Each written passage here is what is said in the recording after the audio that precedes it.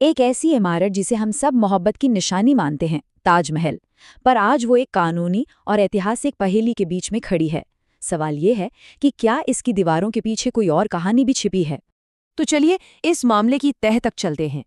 ये पूरी कहानी जानते हैं कहां से शुरू होती है? सिर्फ एक नंबर से, 22। जी हाँ, यही वो सवाल है जिसके जवाब के लिए इलाहाबाद हाईकोर्ट में एक याचिका दायर की गई है। और इस याचिका में मांग क्या है? मांग है कि ताजमहल के अंदर मौजूद इन 22 बंद कमरों को जो दशकों से सील हैं, उन्हें खोला जाए। तो अब आगे बढ़ते हैं और देखते हैं कि इस याचिका में आखिर ऐसा क्या है। इसमें एक बहुत बड़ा दावा किया गया है। दावा यह है कि इन बंद कमरों के अंदर कुछ ऐसा है जो शायद हमारे इतिहास को पूरी तरह से बदल कर रख सकता है। मतलब याचिका दायर करने वालों का ये मानना है कि इन कमरों के अंदर हिंदू देवी देवताओं की मूर्तियां, हो सकता है एक शिवलिंग भी हो, और कुछ पुराने शिलालेख भी मिल सकते हैं। और अगर ऐसा हुआ तो ये इस बात का सबूत होगा कि ये इमारत असल में एक मकबरा थी ही नहीं, बल्कि कुछ और थी। लेकिन देखिए, इस पूरे विवाद को समझने के लिए ना पहले हमें उस कहानी को जानना होगा जो हम सब आज तक सुनते आए हैं। मतलब ताजमहल का जो ऑफिशियल इतिहास है। अच्छा, तो जो आधिकारिक कहानी है वो हम सबको पता है।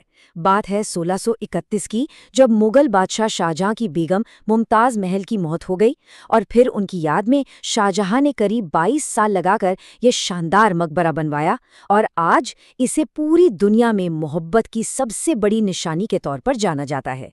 तो सवाल यही उठता है कि अगर कहानी इतनी सीधी और साफ है, जिसे पूरी दुनिया मानती है, तो फिर ये जो दूसरा दावा है, ये आखिर आया कहाँ से? इसकी जड़ें कहाँ हैं? ये जो दूसरा सिद्धांत है ना, वो इस बात पर टिका है कि ताजमहल को शुरू से बनाया ही नहीं गया था, बल्कि इसकी जगह पर पहले से एक शिव मंदिर मौजूद था जिसका नाम था तेजो महालय, और उसी मंदिर में बदलाव करके इसे मकबरे का रूप दे दिया गया। और हाँ, इस दावे को मजबूत करने के लिए कुछ सबूत भी दिए जाते हैं, जैसे कि बादशाहनामा का जिक्र आता है जिसमें कहा गया है कि शाहजहां ने ये जमीन राजा जयसिंह से ली थी। कुछ लोग इमारत पर बने कमल और त्रिशूल जैसे चिन्हों को भी हिंदू वास्तुकला का सबूत मानते हैं।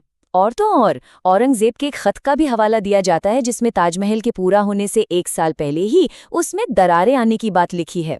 अब ये सोचने वाली बात है कि एक नई इमारत में इतनी जल्दी दरारें कैसे आ सकती हैं?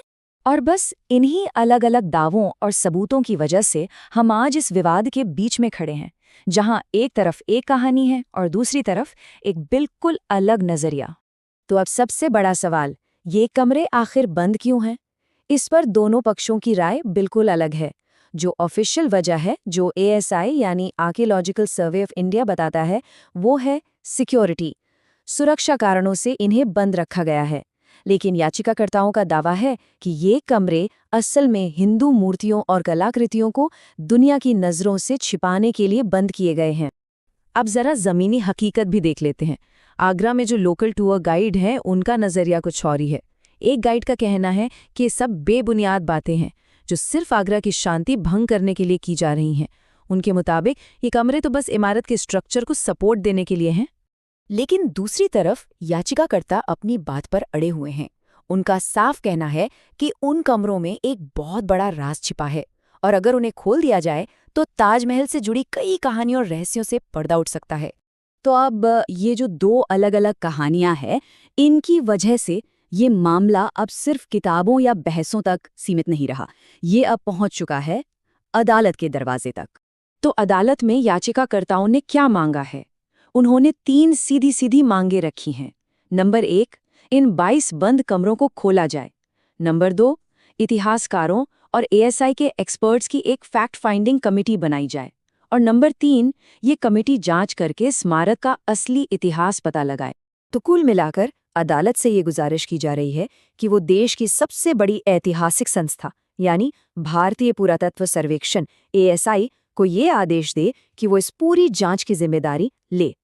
और ये सब हमें एक आखिरी और बहुत दिलचस्प सवाल पर लाकर खड़ा कर देता है कि क्या आज के इस दौर में, जहां टेक्नोलॉजी की मदद से हम सदियों पुराने राज खोल सकते हैं, क्या उसी टेक्नोलॉजी से ताजमहल का ये रहस्य भी सुलझ सकता है?